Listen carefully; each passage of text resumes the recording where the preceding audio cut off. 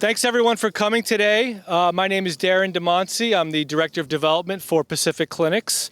Some of you may know us as Uplift Family Services previously, Eastfield Ming Quong, EMQ. We've gone by a bunch of different names.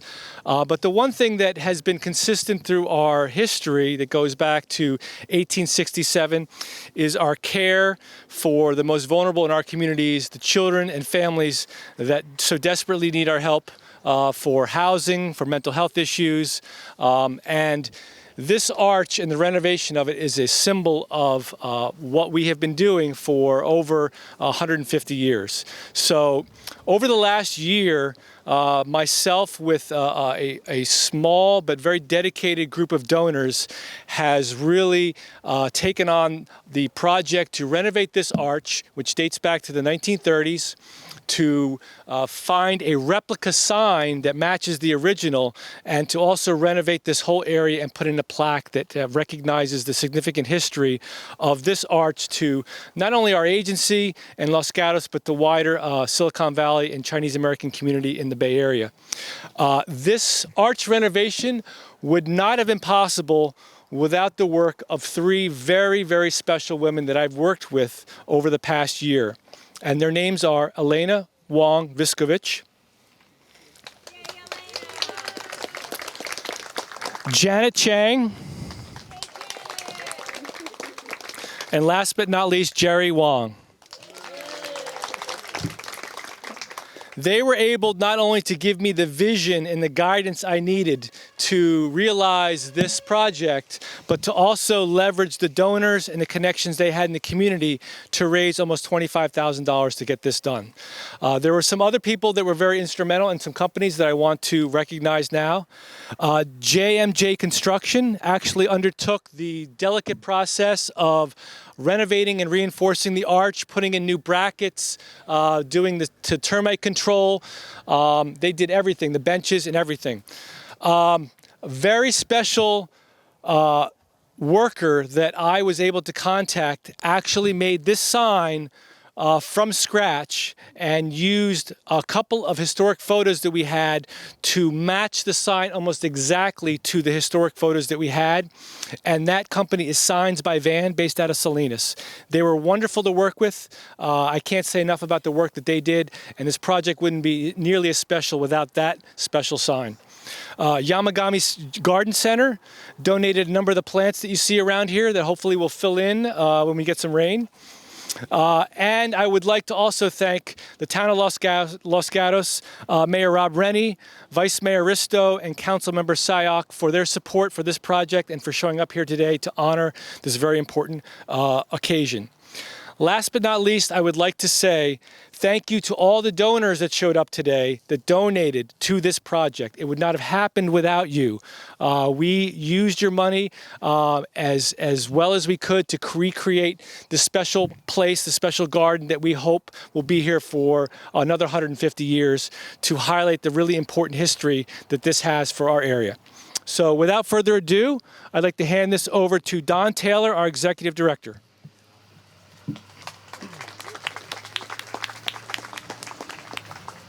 Thank you, Darren. Thank you, everybody, for coming. Very much appreciated. And this is a pretty incredible experience here with former residents, donors, Los Gatians, and staff here all together. As Darren mentioned, I'm Don Taylor. I'm the Executive Director. And I've been here for the past 24 years, and I wanted to make a couple comments regarding the sign and this importance. So we've served kids here on this campus for ever since the beginning, since we've had it, and we continue to do that through today. And there is every so often, staff will ask about the arch or what this means and what the history is.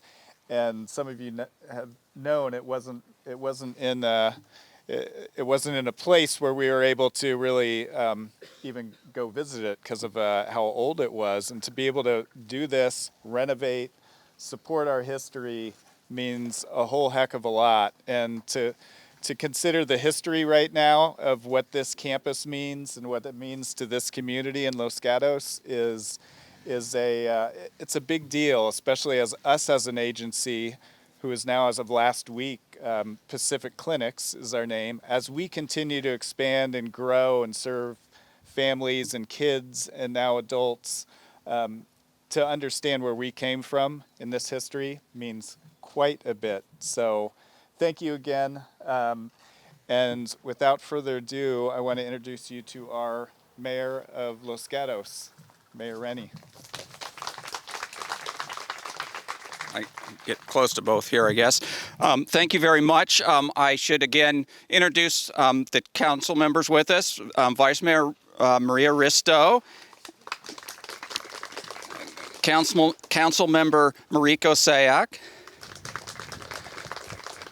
former Mayor Joe Przensky, and I'd also like to acknowledge Maureen Kapanjavi, former director of NUMU, who, under your tutelage, helped to collect and preserve a lot of history of Los Gatos. And this is an important history of Los Gatos. Since 1934, it was first came to Los Gatos. And I want to congratulate, thank, and commend this organization for all the years of service to Los Gatos and the communities around. So the services expanded to, the broader community, and particularly there was a lot of training and mentoring young children in good work ethics and how to be good citizens. And so one of the most important services I'd say that has been provided is building young people into productive members of society where they may have been lost. So we really appreciate all these years of service, and congratulations, and we're hoping for many more years of family services. Thanks, Rob. Okay, now it's my pleasure to introduce two very special ladies that I've known for decades, really, and it was an honor to work with them on this project. I know it's very meaningful to them, so they're going to come up and say a few words. They are both alumni of the Ming Quong home here in Los Gatos. They grew up here, so I'd like to welcome up Elena Wong-Viskovich and Janet Chang.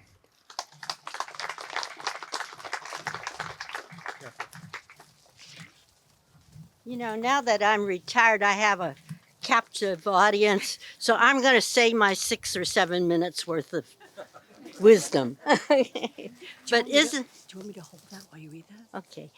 I have to tell you, this is really beautiful. And I can't thank all of you enough for helping keep the memory of Ming Quong alive and the historical fabric of Los Gatos and of the Chinese in California. Ming Quong means radiant light, and this radiant light drew well over 400 of us. Chinese American, and Chinese biracial girls, and later some boys, to Ming Quong who needed help.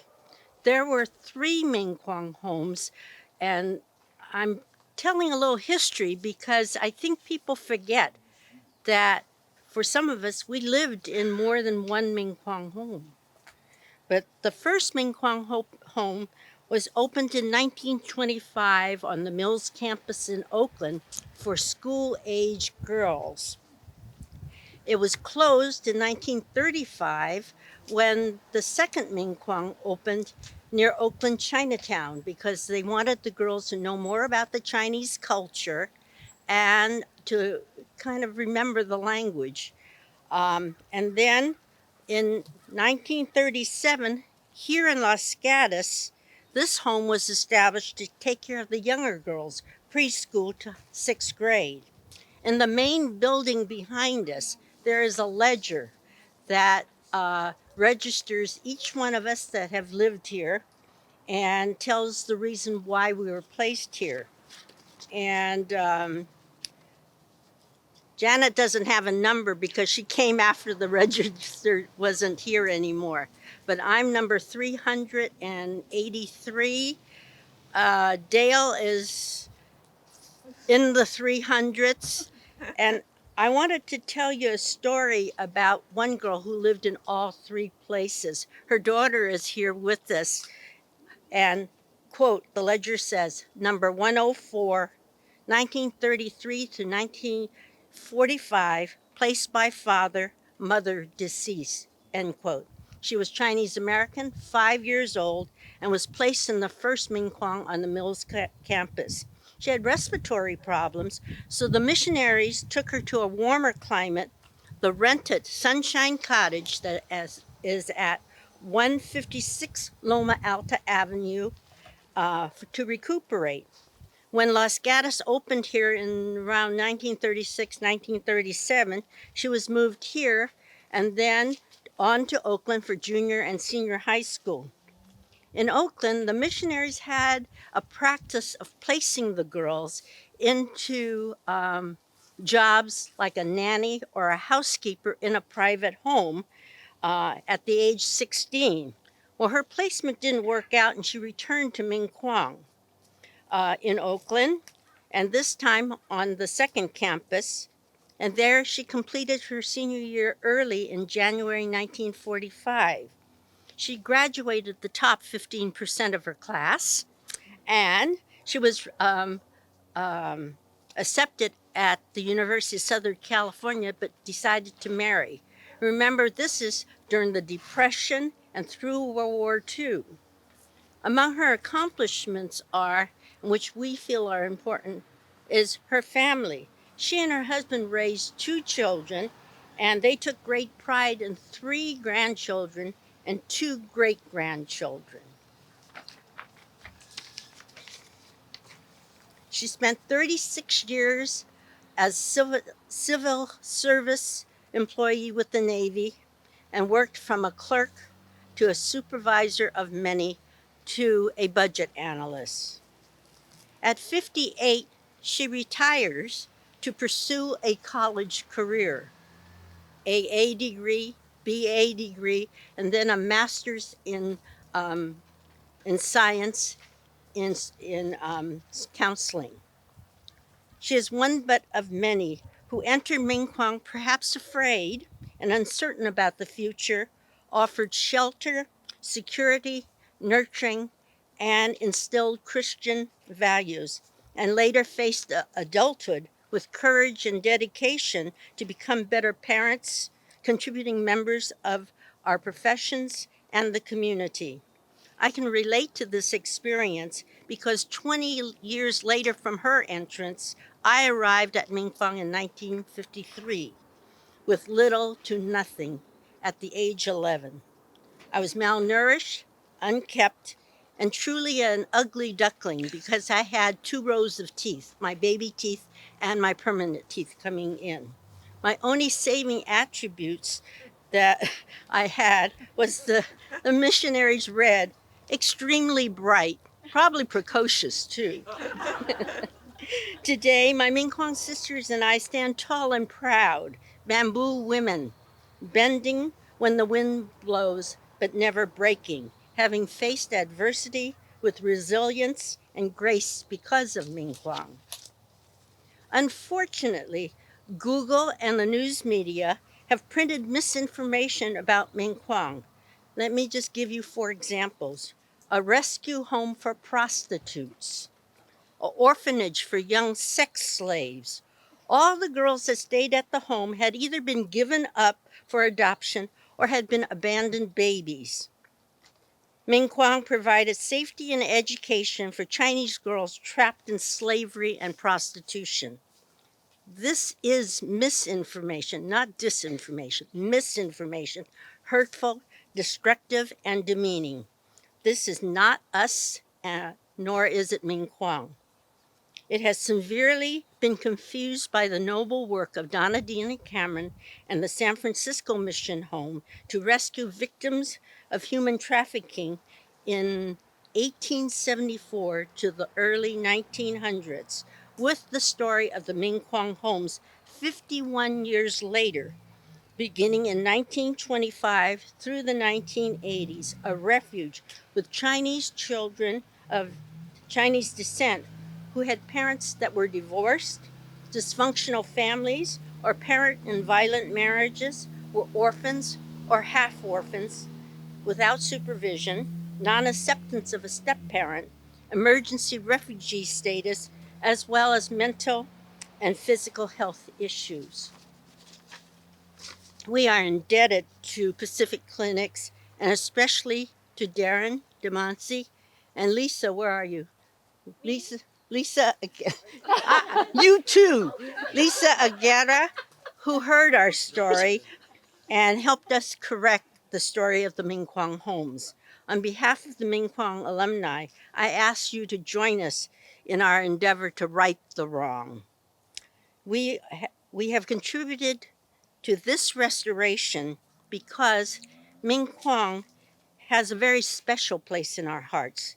This archway symbolizes our growth and development, our childhood experience at Ming Quong, a home and not an orphanage. And I am truly humbled by your presence. And thank you for allowing me to share in this meaningful dedication with you.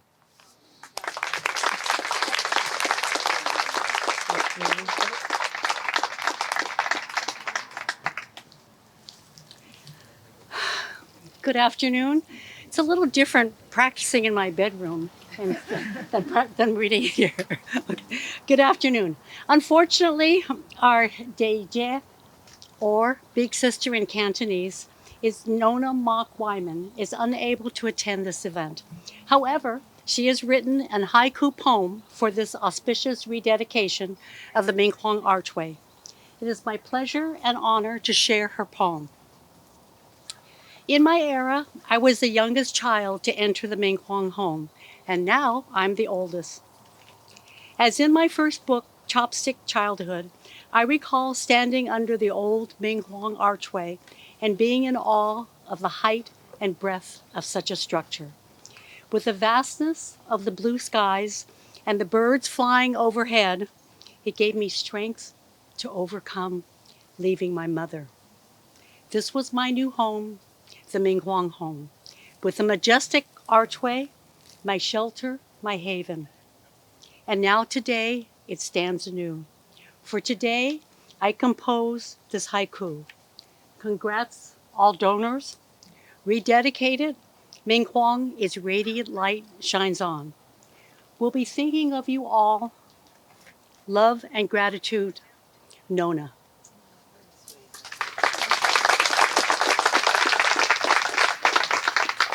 In 1959, I was 12 years old when I came through this gate. Actually, I lived right there in the Luk Yao cottage. From my San Francisco Bayview Hunters Point neighborhood, I was a tough tomboy who was feared. If someone dared to call me a chink or bullied them, I would stand my ground and successfully fight them. After multiple suspensions, my poor mother was so deeply embarrassed and at her wit's end. She turned to the social workers at Ming Quong, at Cameron House, and they recommended me to be placed at the Ming Quong home. Like the many young girls passing through this gate, the Ming Quong home and the Los Gatos community was a safe port at a chaotic time. Life in the home in Los Gatos was dramatically different from my old neighborhood. There was a whole new world out there. Ming Quong provided me invaluable memories and skills that carried me into adulthood. In Los Gatos, everybody was nice. I heard frequent words like, hello, thank you, excuse me. I learned discipline, civility, how to set a table, social manners. We had tennis, swimming, and baton lessons. We had a full range of trips, including going to the beach, church camps, tent camps, and fruit picking. Due to one special counselor, when I returned to my family, I began to steer my life in a very different direction. I applied to the prestigious public college preparatory high school, continued on to college, earned a baccalaureate in nursing, a master's in public health. I retired as a college professor. My few years at the Ming Quong had a profound influence on my life with the installation of new values of cooperation, kindness, gratitude, and a strong work ethic. Reflecting back, if I had been sent to juvenile hall instead of the Ming Quong home, I would either be in jail or worse. I had arrived at Ming Quong deeply flawed, and I left with a direction forward. Before I continue to our rededication, I would like to take this opportunity to share a critical issue. You've heard it a couple times already. Regarding the story of the Ming Quong home, there continues to be false, inaccurate information regarding the family background of the former residents. Besides the print media, there continues to be the online searches that describes the residents as prostitutes, sex slaves, or children of prostitutes. From 1874 to the 1900s, the San Francisco Mission Home rescued Chinese victims of human trafficking. The story of the Ming Quong home, the sheltering of Chinese girls, begins in 1925 to 1980. None of the residents of the Ming Quong homes were prostitutes, sex slaves, or children of prostitutes.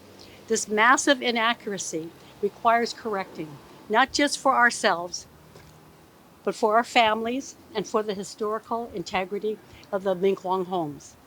For Elaine and I, we would like to extend our sincere appreciation to Lisa Allegria and Darren DeMasi and the Pacific Clinic organization for their continuing partnership over the years in this campaign.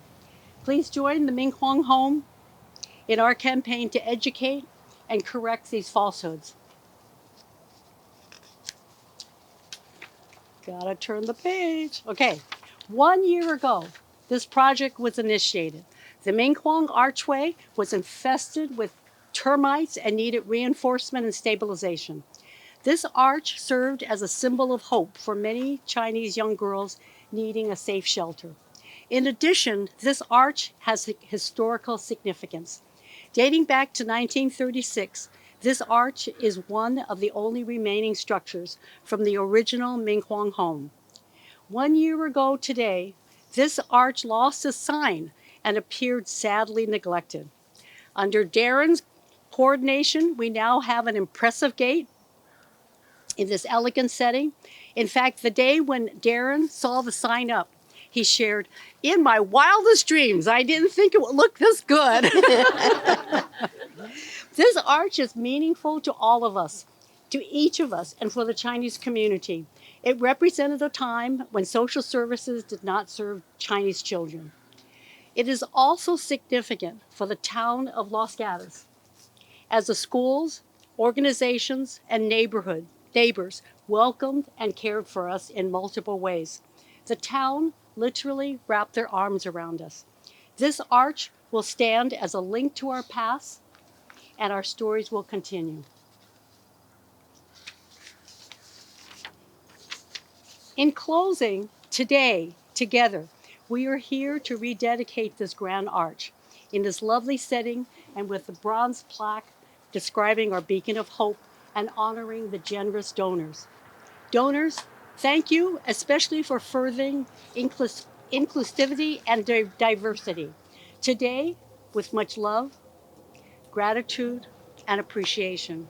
On behalf of the many past residents, my dear Ming Quong sisters, dedicated staff, families, and the community at large, I would like to thank each and every one of the donors who generously supported this project and saved this historical structure.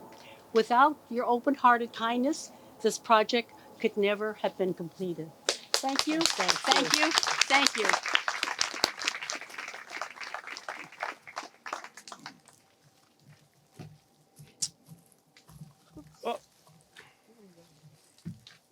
We have one last very special speaker. Her name is Jerry Wong.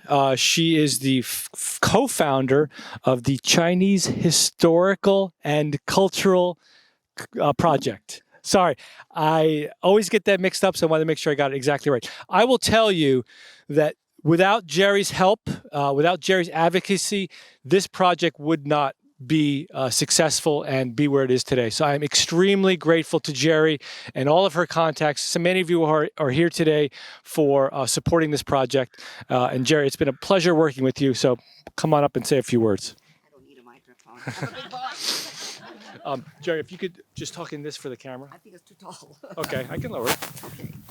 I don't like to talk. Well, it's for the camera. Oh, okay.